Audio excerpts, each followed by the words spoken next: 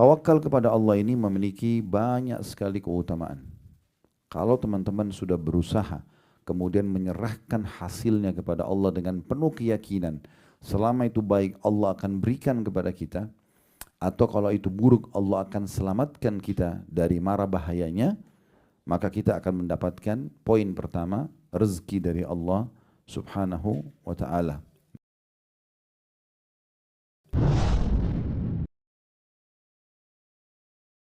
Assalamualaikum warahmatullahi wabarakatuh. Alhamdulillah, selalu saja lisan kita memuji Allah subhanahu wa ta'ala atas segala nikmat dilimpahkan kepada kita. Dan selalu kita ulangi nikmat Islam dan iman, karena dengan ini kita punya panduan hidup. Dan juga kita mengenal Tuhan kita Allah, kita mengetahui segala aktivitas yang boleh dan juga tidak boleh, dan mana yang boleh dinikmati, mana yang tidak boleh dinikmati, serta mana yang dilarang oleh Sang Pencipta Allah subhanahu wa ta'ala. Dan menjadi orang-orang yang beriman kepada Allah adalah sebuah nikmat yang melimpah yang tidak terhingga, karena orang-orang yang beriman bisa menikmati apa saja, bisa makan, minum, biologis, bekerja, mengejar prestasi terbaik di dunia, intinya 5 huruf yaitu halal, dan meninggalkan 5 huruf yang lain yaitu haram. Dan ini adalah sebuah kenikmatan yang melimpah. Plus lagi di akhirat nanti kita akan mendapatkan balasan yang sempurna dengan masuk ke dalam surga Allah subhanahu wa ta'ala, yang diisi dengan juga kebahagiaan yang tak terhingga. Semua yang Bapak Ibu rasakan dari kenikmatan di dunia ini adalah miniatur akhirat. Jadi misalnya kenikmatan makan, minum, tidur, berpakaian, apa saja yang merupakan kenikmatan adalah miniatur akhirat, di mana nanti di akhirat kita akan mendapatkan sesuatu yang sifatnya abadi. Kalau di dunia ini tidak ada kepemilikan abadi. Kalaupun rumah itu sekarang sertifikatnya atas nama kita, hanya sementara. Pasti akan berubah satu waktu nanti. Begitu juga dengan kendaraan. Dan apa saja di dunia ini kepemilikannya sementara. Ya, walaupun kita pasti saja mungkin memiliki status yang sama. Kayak misalnya suami istri juga di dunia pasti akan berpisah dengan kematian. Orang tua dengan anak juga sama. Nanti di akhirat baru kita akan memiliki sesuatu yang abadi. Sekali kita miliki istana, ya, kaplingan tanah kita di surga, maka sifatnya abadi. Sekali kita memiliki pasangan kita yang akan bersama di akhirat, maka akan selamanya. Dan seterusnya.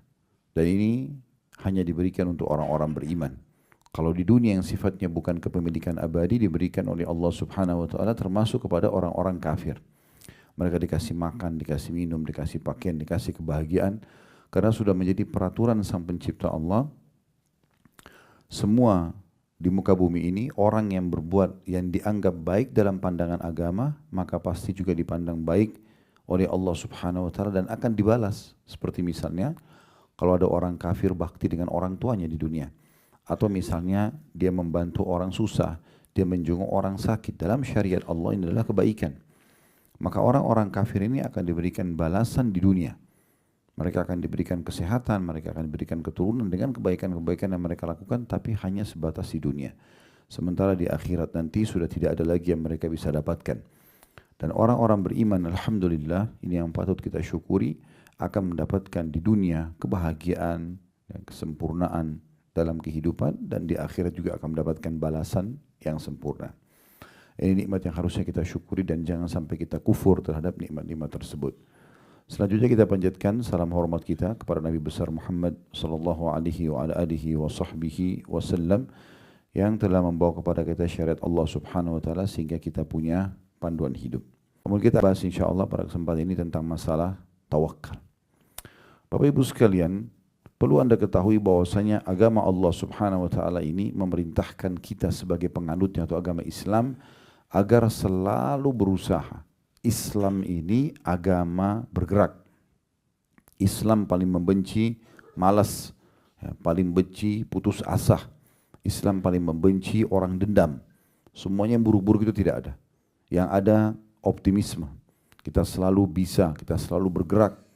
Dan dalam sebuah syair disebutkan oleh seorang Muslim, taharrak fa inna fi harakati barakah. Selalu bergerak, produktiflah. Karena itu akan mendatangkan keberkahan. Ya. Nabi SAW selalu berlindung dari malas, tidak mau bergerak, tidak mau beraktivitas, ya, tidak mau produktif. Itu semua Nabi SAW berlindung kepadanya. Sampai beliau menjadikan doa khusus setiap kali mau salam membaca itu ya. Wa'udzubika minal kasali wal jubn. Dan ya Allah, aku berlindung kepadamu dari sifat malas dan juga pengecut. Ya. Karena memang Islam adalah agama bergerak. Kita lihat sendiri aktivitas kita ya. Sholat ada gerakan badan. Kita kemarin tawaf, iya. Kita sa'i, jalan. Ya. Jadi memang agama ini agama bergerak sebenarnya. Kita bisa lihat seperti itu.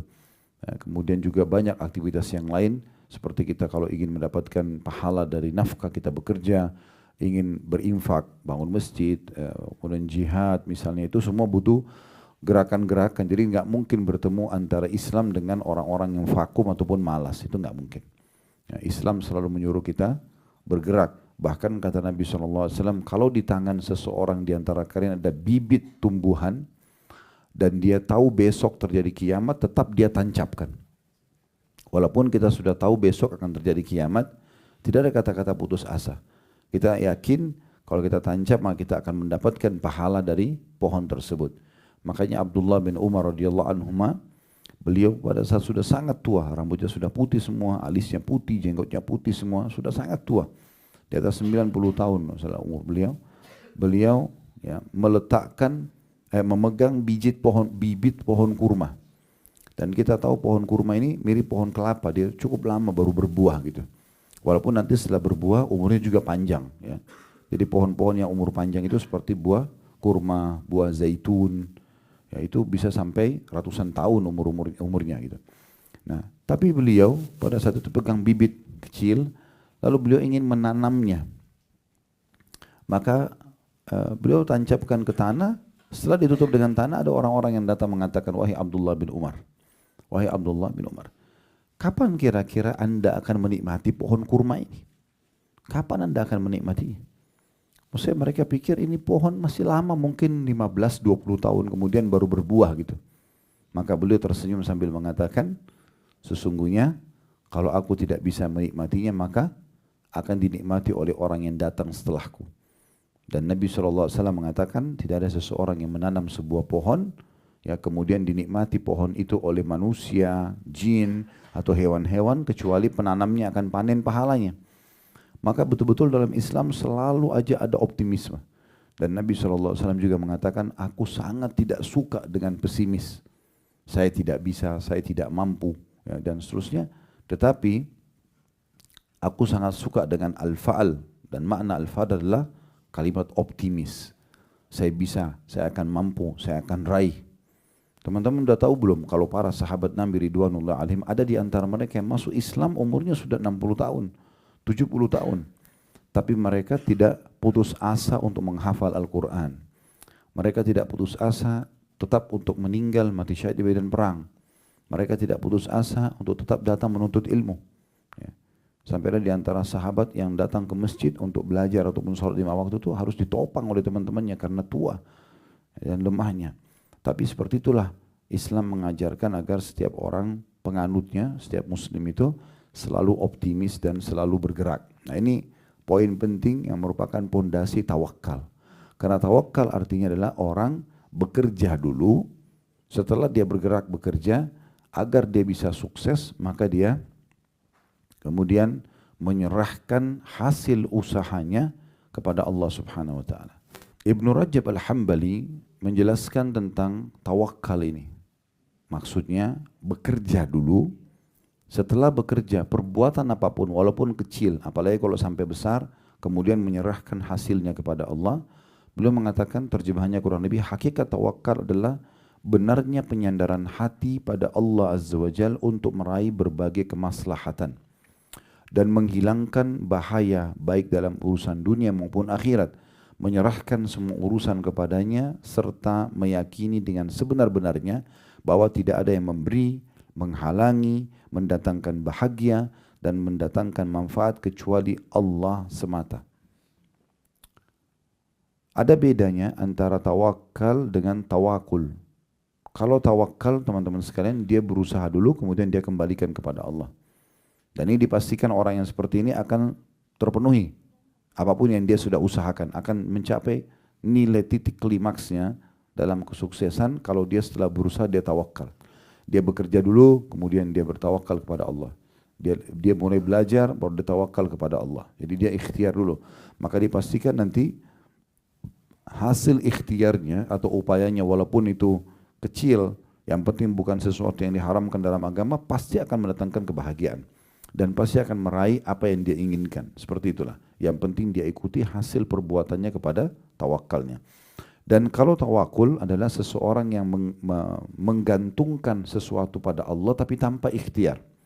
Nah, cara memahaminya begini. Pernah di Masjid Nabawi ini, masjid di depan mata kita yang alhamdulillah kita bisa sholat sekarang. Itu Bapak Ibu sekalian, ada satu sahabat dia ingin mendengarkan pengajian Nabi SAW. Begitu dia mau masuk masjid, dia lagi pegang tali kekangan untanya. Kemudian dia ragu antara ikat atau enggak ya. Terus dia bilang, sudahlah, saya tawakal kepada Allah.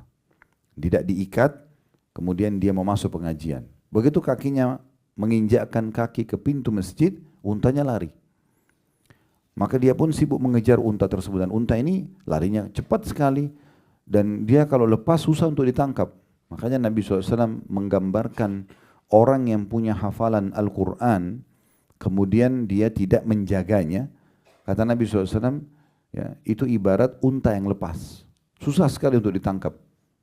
Karena unta itu apalagi kalau sudah lepas di padang pasir, ya, dia bisa hidup 3 hari 3 malam nggak makan, nggak minum. Mungkin kalau manusia sudah lemas, tapi unta bisa. Karena unta itu kalau minum air, teman-teman sekalian, dia bisa minum air sampai sekian liter yang air itu tersimpan di satu kantong di dalam perutnya, dan itu tidak bercampur baur dengan darah, dengan kotoran. Jadi kapan dia haus, ada satu sistem di tubuh unta itu yang bisa membuat air itu jalan membasahi tenggorokannya kemudian masuk kembali. Makanya orang-orang dulu itu kalau jalan, mereka kebanyakan menunggangi unta. Termasuk Nabi SAW dan para sahabat kalau perjalanan jauh mereka pakai unta. Kalau mereka kehabisan bekal makan dan minum, untanya disembeli, dimakan dagingnya, kantong airnya itu dipakai minum airnya. Yang Allah mengatakan wa ilal ibili kaifa khuliqat. Lihatlah bagaimana unta itu diciptakan, gitu ya. Karena keajaiban yang luar biasa yang ada pada unta itu. Ya. Baik teman-teman sekalian, sahabat ini mengatakan, saya bertawakal kepada Allah. Lalu dia masuk masjid, untanya lari. Dia kejar, tidak ketemu untanya. Sudah lepas, karena masa dulu mungkin kalau saya sekarang mungkin masih lebih mudah lah dalam kota. Mungkin orang bisa menghalangi dengan kendaraan dan segala macam. Mungkin ada senjata yang melumpuhkan misalnya. Kalau zaman dulu sulit sekali. Maka dia pun kembali ke masjid, pengajian sudah selesai. Karena Nabi SAW tanya, ada apa dengan kamu? Dia bilang, ya Rasulullah, tadi ceritanya begini. Kata Nabi SAW, keliru. Iqilha wa tawakkal ala Allah. Ikat dulu untamu, baru bertawakal kepada Allah. Jadi harus ada ikhtiar dulu, baru serahkan kepada Allah. Berapa banyak orang yang justru menganggap ini adalah hal ya, tidak penting. Mereka menganggap tidak penting untuk ya, berusaha dulu baru serahkan kepada Allah. Jadi jangan sampai kita nggak usah kunci mobil, nggak usah kunci rumah, toh nanti tawakal kepada Allah. Masuk maling, diambil, gitu kan? Nah seperti itu kurang lebih. Jadi kita harus memahami masalah ini. Tawakal kepada Allah ini memiliki banyak sekali keutamaan. Kalau teman-teman sudah berusaha, kemudian menyerahkan hasilnya kepada Allah dengan penuh keyakinan, selama itu baik Allah akan berikan kepada kita, atau kalau itu buruk Allah akan selamatkan kita dari mara bahayanya, maka kita akan mendapatkan poin pertama, rezeki dari Allah subhanahu wa ta'ala. Ya.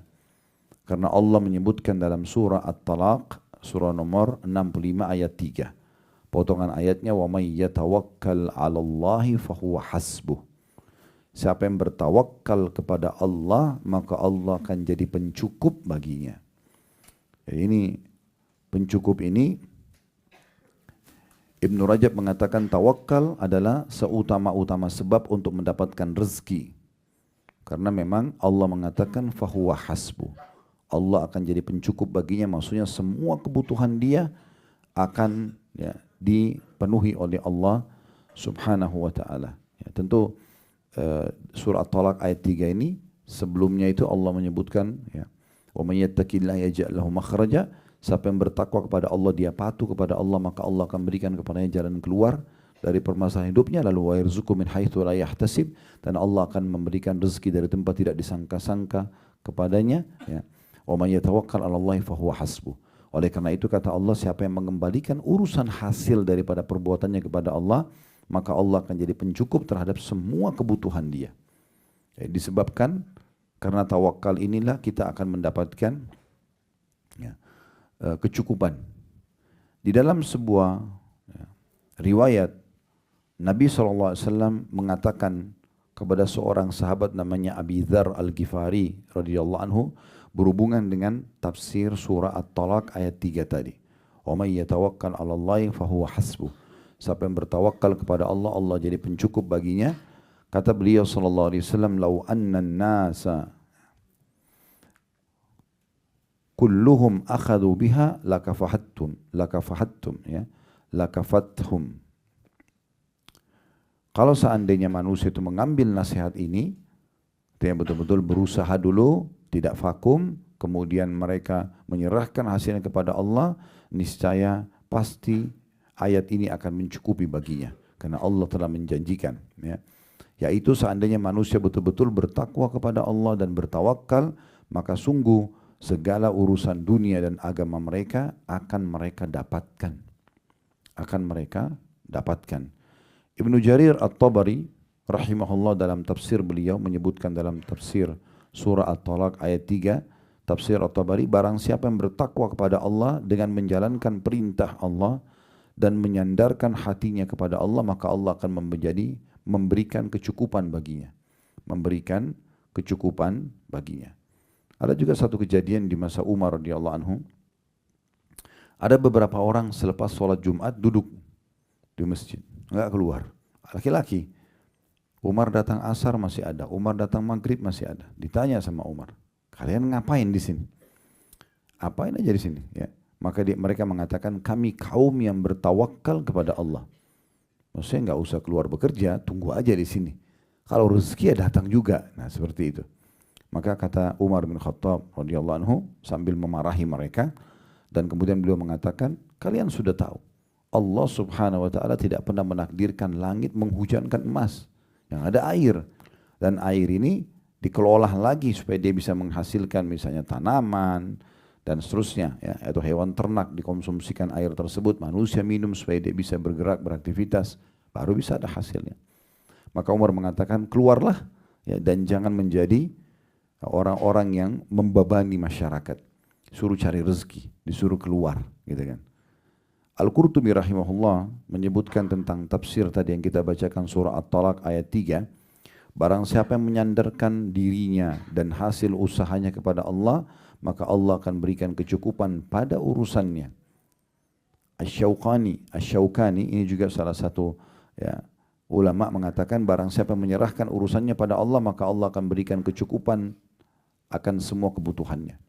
Tapi ingat ya, ikhtiar dulu, kemudian serahkan hasilnya kepada Allah. Jangan pernah ikhtiar kemudian mengatakan kayaknya saya tidak akan dikasih sama Allah. Kayaknya doa saya tidak akan diterima. Maka akan diberikan sesuai dengan niatnya. Ya, harus kita menjalankan sunnah Nabi SAW. Berdoalah kalian, mohonlah kalian kepada Tuhan kalian dalam kondisi kalian sangat yakin diterima. Karena Allah tidak akan menerima doa dari hati yang lalai. Oleh karena itu teman-teman sekalian kita harus paham tentang poin ini ya. Jangan tadi seperti orang-orang yang belum ikhtiar, kemudian mereka langsung mengatakan mereka bisa mendapatkan rezeki. Baik, bagaimana Ustadz memahami poin tentang rezeki yang bisa datang kepada seseorang, ya, walaupun dia tidak berikhtiar, dengan memahami masalah tawakal. Di sini dirincikan oleh para ulama. Ada memang di antara rezeki yang Allah subhanahu wa ta'ala berikan tanpa upaya. Memang ada. Dan ini tidak ada urusannya sama tawakal. Karena memang Allah berikan dia semacam bonus. Seperti oksigen yang kita hirup, cahaya yang ditangkap oleh mata, telinga yang didengar, suara yang didengar oleh telinga misalnya, ucapan kata-kata yang terucapkan dari lisan kita misalnya. Semua itu kan memang tanpa upaya dari kita, tapi Allah kasih gitu kan. Memang ada begini aja, tidak ada hubungannya sama tawakal. Karena memang ini dasarnya tanpa upaya sudah bisa. Tapi yang berhubungan dengan harus ada upaya, seperti kita lapar misalnya. Tidak bisa kita bilang, ya Allah saya lapar, hilangkan lapar saya, lalu hilang. Enggak, sistem yang Allah buat, kita cari makanan, kunyah dulu makanan itu, diproses di usus kita, kemudian laparnya hilang. Kita capek misalnya, Allah buat kita mengantuk, kita berikhtiar, bergerak untuk istirahat, kemudian baru hilang, dan seterusnya. Begitu juga dengan haus, kita berdiri, kita mencari air misalnya, minum, kemudian baru ya haus tersebut hilang. Nah ini perlu difahami.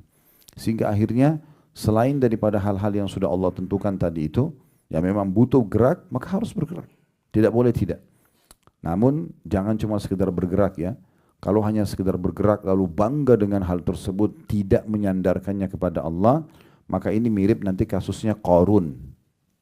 Qarun tadinya orang miskin dari kaum Nabi Musa. Allah SWT jelaskan dalam Al-Quran kalau Qarun adalah dari kaum Musa. Dia tadinya miskin sekali dan ahli ibadah. Dalam beberapa riwayat disebutkan. Tetapi yang terjadi adalah pada saat dia bertemu dengan Nabi Musa suatu waktu, lalu dia mengatakan, wahai Nabi Allah, mintalah kepada Allah agar dibukakan rezeki untukku. Nabi Musa AS pun berdoa, akhirnya dibukakan pintu rezeki. Dia jadi mahir untuk mengelola emas sampai akhirnya dia menjadi seorang pengusaha emas yang sukses. Tapi uniknya setelah dia mendapatkan semua itu, dia malah kufur kepada Allah Subhanahu wa taala. Malah tidak mau keluarin zakat hartanya, malah dia bekerja sama dengan Fir'aun untuk mencelakakan Nabi Musa, sampai akhirnya Allah jadikan tanda-tanda kebesaran bagi Bani Israel ya, dan juga bagi Fir'aun. Allah tenggelamkan Qarun bersama dengan seluruh istananya dan harta-hartanya. Dan Nabi Musa AS mengatakan tidak akan pernah ada yang bisa mendapatkan harta Qarun itu. Indonesia biasa bilang harta karun ya. Nah itu sebenarnya namanya Qarun karena semua harta dia dan dirinya ditimbun oleh Allah Subhanahu wa taala di satu lokasi yang pada saat itu di daerah Mesir, tapi sampai hari kiamat tidak akan ada yang bisa mendapatkan harta simpanan Qarun itu. Karena Nabi Musa AS menjelaskan itu setelah dibinasakan sama Allah di depan mata Bani Israel, di depan Fir'aun, mereka tahu betul istananya Qarun sangat besar, menyaingi istananya Fir'aun, hartanya banyak melimpah, pegawai-pegawainya banyak, sampai digambarkan dalam Al-Quran untuk mengangkat kuncinya saja, kunci pembuka gudangnya butuh banyak laki-laki yang kuat-kuat saking banyaknya hartanya. Maka pada saat itu Allah binasakan dan waktu itu ada sebagian dari Bani Israel coba mau ngorek-ngorek karena tahu titik rumahnya di mana. Lalu lewatlah sebagian orang-orang beriman mengatakan Allah telah turunkan firman-Nya kepada Nabi-Nya Musa kalau harta itu tidak akan ditemukan selamanya sampai hari kiamat. Maka Allah jadikan sebagai tanda-tanda kebesaran karena dia tidak menyerahkan urusannya kepada Allah. Dia anggap itu semua kemampuan dia. Oh bapak sama ibu pintar ya, cerdas ya sampai profesor. Ya itu karena memang saya hebat. Nah ini berbahaya sekali. Mirip sama Qarun. Alhamdulillah Allah sedang amanahkan ini misalnya. Yani memang saya cuma coba ikhtiar, Allah yang memberkahi. Nah itu contohnya. Ini perbedaan antara orang yang tawakal dengan orang tidak tawakal gitu. Ya, itu poinnya. As-Sa'di berkata rahimahullah, barang siapa yang menyandarkan diri pada Allah dalam urusan dunia maupun agama untuk meraih manfaat, saya ulangi, barang siapa yang menyandarkan diri pada Allah dalam urusan dunia maupun agama untuk meraih manfaat dan terlepas dari kemudaratan, maka ia pun menyerahkan urusannya pada Allah, maksudnya supaya hasil usahanya maksimal dan juga tidak kena mudarat. Dia minta kepada Allah agar diselamatkan, maka Allah akan mencukupi urusannya. Jika urusan tersebut diserahkan pada Allah yang maha mencukupi atau Al-Ghani, diserahkan kepada Zat yang maha kuat atau Al-Qawi, diserahkan kepada Zat yang maha perkasa atau Al-Aziz, dan juga diserahkan kepada Zat Ar-Rahim yang maha pengasih, maka hasilnya pun akan baik dari cara-cara yang dia tidak sangka. Namun kadang hasil tersebut tidak datang saat itu juga dan diakhirkan sampai waktu yang paling tepat. Maka Maha Suci Allah yang lebih mengetahui kapan seorang hamba itu mengetahuinya atau kapan hamba itu akan mendapatkannya. Jadi kalau misalnya teman-teman sudah ikhtiar nih, kita berusaha buka usaha, kita berikhtiar untuk dapat anak, berikhtiar untuk mendapat pasangan, berikhtiar apa saja, kita sudah ikhtiar nih maksimal. Menurut kita begitu. Nah, tinggal tawakal kepada Allah, serahkan kepada Allah dengan dia dalam hati begitu, menyandarkan ini hasilnya kepada Allah, maka Allah akan mudahkan nanti. Ada orang yang diberikan langsung, ada orang yang ditunda sampai waktu yang Allah lebih tahu itu tepat buat dia. Kalau diberikan misalnya sekarang, maka mungkin akan luput dari dia syukur, akan luput dari dia mendapatkan pahala sabarnya misalnya. Tapi Allah terlambatkan sampai waktu tertentu. Tapi yakinlah teman-teman sekalian, tidak ada orang yang berdoa di muka bumi ini muslim asal dia ikhlas kepada Allah kecuali akan diijabah. Itu perkataan Nabi SAW dalam hadis sahih. Tidak ada seorang muslim yang berdoa di muka bumi ini kecuali pasti akan diijabah oleh Allah Subhanahu wa taala. Dalam riwayat lain, kecuali melalui 3 tahapan. Yang pertama diberikan langsung pada saat itu, yang kedua akan dihilangkan musibah yang akan menimpa dia dengan doa itu, atau akan disimpankan dalam bentuk pahala yang dia panen pada hari kiamat. Kenapa Ustaz masih ada doa saya yang belum saya lihat hasilnya? Mungkin dia belum tawakal. Dia belum menyandarkan urusan itu kepada Allah. Tidak diikuti dengan keyakinan Allah akan terima, tapi ragu-ragu. Diterima enggak ya? Kok saya belum lihat hasilnya? Nah ini yang Nabi SAW mengatakan. Akan diterima permintaan seseorang dari kalian selama dia tidak tergesa-gesa. Kata para sahabat, ya Rasulullah bagaimana cirinya orang tergesa-gesa? Kata Nabi SAW, dia mengatakan aku telah berdoa, belum lihat hasil, lalu dia berhenti berdoa. Sehingga akhirnya dia tidak jadi mendapatkan apa yang dia harapkan tersebut. Jadi ini poin pertama, Allah akan berikan kepadanya rezeki dari tempat tidak disangka-sangka dengan bertawakal kepada Allah Subhanahu wa taala. Yang kedua yang didapatkan adalah, tentu juga ada sebuah riwayat sahih, riwayat Bukhari ya. Kata Nabi SAW, kalau kalian betul-betul bertawakal kepada Allah, niscaya Allah akan memberikan kepada kalian rezeki seperti ibarat seekor burung yang keluar pagi hari dalam kondisi lapar, pulang di sore hari dalam kondisi perutnya sudah kenyang.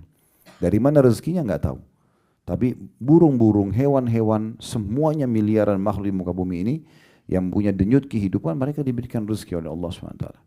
Dari kecil sampai besar, dan berapa banyak nikmat Allah yang melimpah yang sudah kita nikmati dari makanan, dari minuman, dari pakaian dan segala macam hal yang mungkin kalau kita hitung tidak akan mungkin bisa mampu kita menulisnya atau menghitungnya karena terlalu banyak. Ya. Manusia mudah kufur nikmat, mudah melupakan nikmat Allah Subhanahu wa taala, maka akhirnya mereka tidak bisa menilai kebaikan Allah Subhanahu wa taala. Jadi kalau kita betul-betul bertawakal seperti seekor burung, maka akan diberikan oleh Allah Subhanahu wa taala. Saya berikan contoh yang lain. Pernah ada seorang salafus saleh dulu, dia keluar dari kebun kurmanya, kemudian dia melihat ya, di kebun kurma itu pekerjaan sangat banyak dan sangat letih, dia capek sekali. Maka dia pun keluar dari kebun kurmanya, di sebelah kebun kebetulan ada sungai. Dia duduk di situ, kemudian dia melihat ke arah air tersebut sambil dia mengatakan, kalau seandainya Allah memberikan balasan maksimal dari usahaku hari ini, aku capek sekali. Sebagai rezekiku, dia minta agar Allah berikan hasilnya. Lalu Allah berikan pelajaran penting kepada dia. Apa pelajarannya? Tiba-tiba di depan matanya disebutkan dalam kisah ini, lewat sebatang pohon. Di atas batang pohon itu ada seekor burung bangau, matanya buta burung bangau itu, dan salah satu kakinya patah.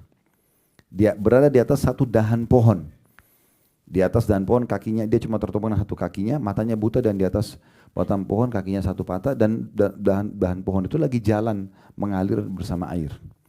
Maka orang ini mengatakan, saya ingin tahu bagaimana Allah memberikan rezeki kepada burung bangau ini. Subhanallah, sementara dia lagi merenungi kejadian tersebut, Allah ingin menghiburnya dan memperlihatkan kepada dia sebuah pelajaran penting. Maka dari kejauhan ada satu burung elang terbang, kemudian mencengkram ikan dengan kukunya. Setelah itu dia terbang kembali. Pas burung elang itu terbang, lepas cengkeraman kakinya dari ikan yang dia pegang, cengkeraman kukunya ke ikan itu, dan ikan itu jatuh pas di depannya burung bangau yang ada di atas batang pohon tadi. Burung bangau ini hanya mencium bau ikan, kemudian menurunkan kepalanya lalu kemudian memakannya. Lalu dia mengatakan, Maha Suci Allah yang telah menentukan rezeki hamba-hambanya.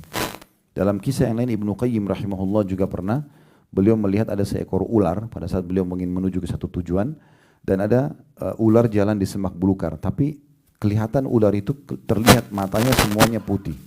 Ya. Matanya semuanya putih. Ya. Berarti ular itu buta.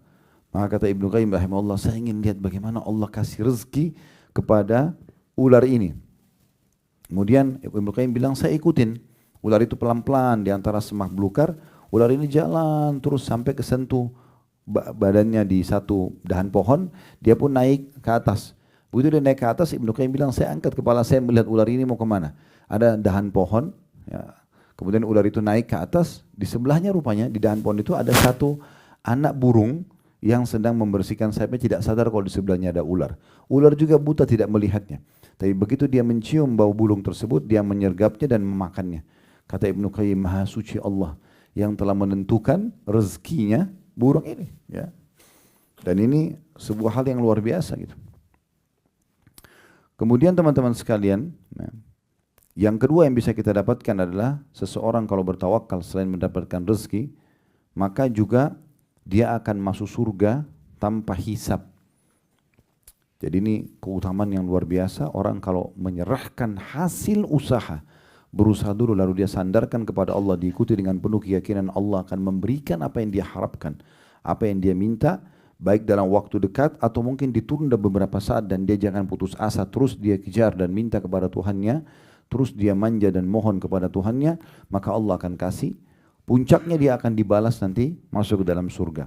Sebagaimana hadits Ibnu Abbas radhiyallahu anhu, beliau mengatakan bahwasanya Rasulullah SAW bersabda, "Yadkhulul jannata min ummati sab'una alfan bighairi hisab." Akan masuk surga dari umatku 70.000 tanpa dihisab. Ya, semoga kita termasuk insyaallah ini. Tanpa dihisab maksudnya tidak pula lagi ditimbang-timbang amalnya. Memang ada orang ini VIP, ya. Insyaallah ada satu judul ceramah yang kami susun, jadilah VIP, ya. Itu anti materi tabligh akbar insyaallah. Tujuannya untuk membahas bagaimana setiap orang muslim harus jeli selama mereka hidup. Mereka kenapa tidak menjadi orang-orang yang VIP yang bisa lolos di dunia, dapat rezeki dengan mudah, mudah disukai oleh manusia, disukai oleh Tuhannya, dan ada caranya semua untuk menjadi orang seperti ini. Fasilitasnya sangat bagus di dunia, di akhirat juga mereka akan mendapatkan yang terbaik, bahkan melewatin sirat golongan pertama seperti kilat cepatnya masuk surga dan mendapatkan derajat tertinggi. Semuanya bisa akan dapatkan. Kata Nabi SAW, akan ada 70.000 dari umatku, mereka masuk surga tanpa hisab dengan sangat mudah. Ini VIP ini. Lalu kata Nabi SAW, humul ladina la yastarqun. Mereka adalah orang-orang yang tidak minta diruqyah. Ya. Dari sini maksudnya ada orang yang tanpa sebab.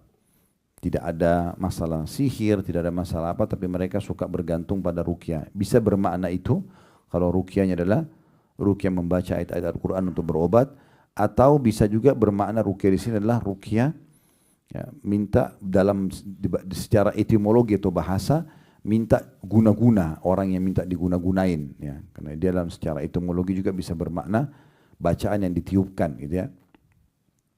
Tapi intinya di sini sebenarnya ulama mengatakan mereka tidak minta ruqyah, tidak minta untuk dibacakan ayat-ayat, sementara mereka tidak bermasalah.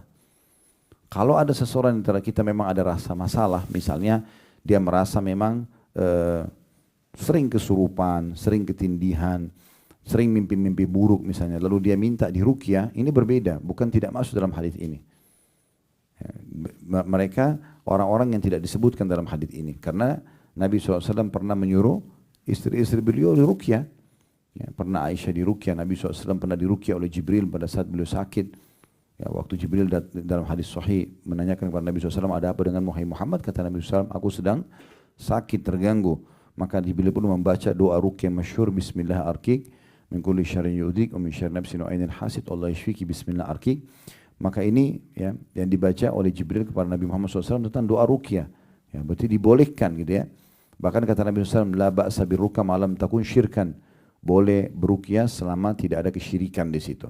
Maksudnya adalah memang ada sebabnya. Ya. Kemudian yang kedua, wala yatatayyarun, dan mereka tidak ya menggantungkan nasibnya pada benda-benda atau menganggap adanya sial-sial. Ya. Maka ini juga ciri orang yang masuk surga tanpa hisab. Mereka tidak tatayur. Nah, asal mula bahasa tatayur Bapak Ibu sekalian adalah orang-orang Arab dulu, mereka punya satu tradisi, mereka datangin satu dukun di Mekah, dukun itu dibayar, kemudian dukun ini siapin satu kotak, di situ ditaruh 3 lembar bulu burung merpati, ditulis lakukan, yang kedua tidak lakukan, yang ketiga kosong. Setiap kali dia melakukan satu aktivitas, maka dia selalu menggantungkan nasibnya pada bulu burung itu.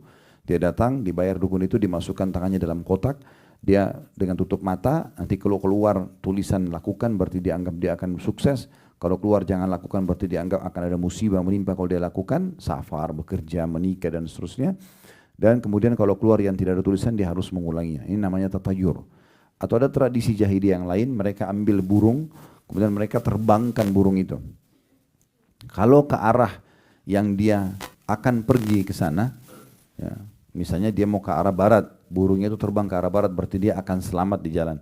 Kalau arahnya ke arah lawan arahnya yang dia mau pergi, berarti dia akan celaka. Nah, ini namanya tatayur. Ini tidak boleh. Ya, kalau Bapak Ibu ingin masuk surga tanpa hisab, tidak boleh tatayur. Nah, masuk dalam tatayur ini seperti kemarin kita kasih contoh ya, kalau tangan kanan gatal, ya itu kemudian mau keluar uang, tangan kiri gatal mau dapat uang, kelopak matanya kedap-kedip atas mau senang, kalau di bawah mau sedih, ya apalah, mungkin Bapak Ibu lebih tahu tradisi di sebagian kota kita, maka itu semua tidak boleh, itu masuk dalam tatayur, ya menggantungkan nasib pada benda-benda seperti ini nggak boleh. Atau menganggap ada hari sial, ya hari Selasa itu dianggap hari sial misalnya, kalau ada orang kecelakaan, oh memang karena hari Selasa, nah itu semua termasuk tatayur. Kemudian Nabi SAW mengatakan ciri yang ketiga orang masuk surga tanpa hisab, wa ala rabbihim yatawakkalun, dan mereka bertawakal kepada Rabb mereka.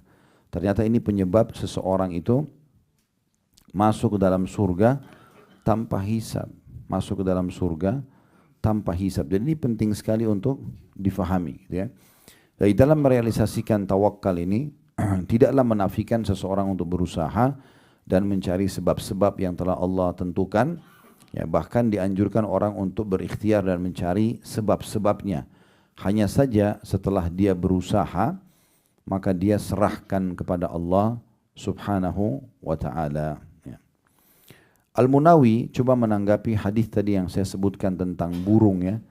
Yang kata Nabi SAW, "Lau annakum tatawakkaluna 'ala Allahi haqqa tawakkuli." Kalau kalian benar-benar bertawakal kepada Allah sebenar-benar tawakal, maksudnya menyerahkan setelah berusaha hasilnya kepada Allah, la razaqakum, maka pasti dia akan memberikan kepada kalian rezeki kama yarzuqut tayra, sebagaimana Allah memberikan rezeki seekor burung, tagdu khimasan wa taruhu bitana, yang pergi pada pagi hari dalam kondisi lapar, kembali sore hari dalam kondisi kenyang. Al-Munawi mengatakan tentang tangkapan hadis ini, burung itu pergi pada pagi hari dalam keadaan lapar, dan karena dia ikhtiar, dia keluar bekerja, dia berusaha mencari, maka ketika tiba sore hari dia kembali dalam keadaan kenyang. Namun usaha ini bukanlah yang memberi rezeki, yang memberi rezeki adalah Allah Ta'ala. Hal ini menunjukkan bahwa tawakal tidak harus meninggalkan usaha. Tawakal haruslah dengan melakukan berbagai usaha akan membawa hasil yang diinginkan, dan pasti akan diberikan rezeki, ya, dari tempat-tempat yang tidak disangka.